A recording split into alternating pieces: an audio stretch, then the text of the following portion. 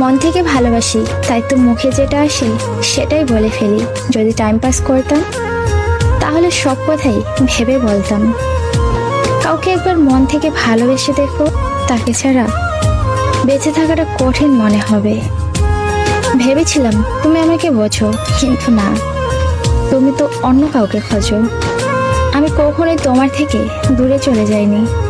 হঠাৎ কিছু তোমার এত আপন হয়ে গেল যে তাদের ভিড়ে তুমি আমাকেই ভুলে গেলে। কষ্ট পেয়েও যারা চুপচাপ থাকে তাদের যন্ত্রণাটা অনেক বেশি।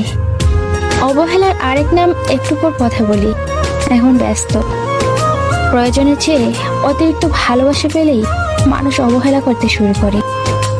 প্রিয়, তুমি খুব ভাগ্যবান, কারণ তুমি যাকে কষ্ট দিচ্ছ সে শুধু কাঁদতে জানে, প্রতিশোধ নিতে না। সে জানে আমি তাকে ছাড়া থাকতে পারি না, তবু